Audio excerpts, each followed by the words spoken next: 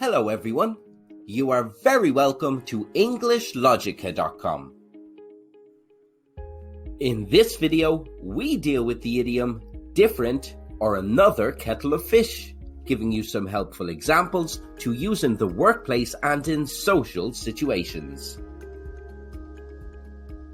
The meaning of this idiom is an issue or matter that is entirely different in nature from that which was just discussed.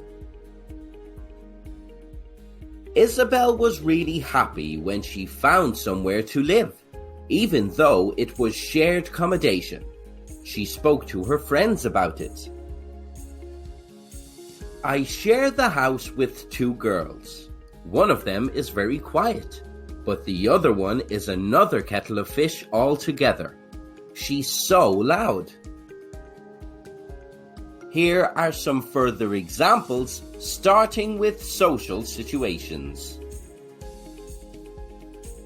As the couple fell in love with each other, they thought back about their days in the dating game. Dating can be fun sometimes, but falling in love is a different kettle of fish altogether. The sports scout is speaking about players he watched recently. All of these players have been very good, but this one guy, he's another kettle of fish altogether. He really stands out.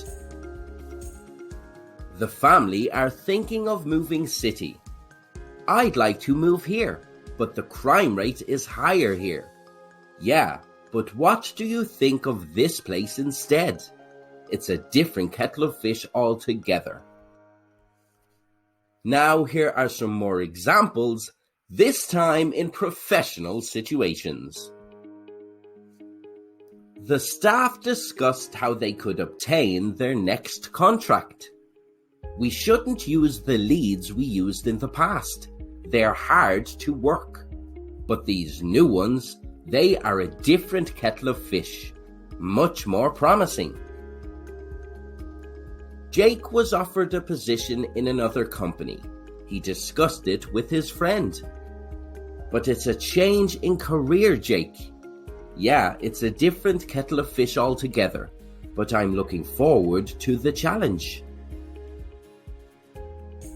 The company were looking for ways to save money. We need to use another supplier for our business products. This one is too expensive. I found one that's a lot cheaper. It's a different kettle of fish altogether.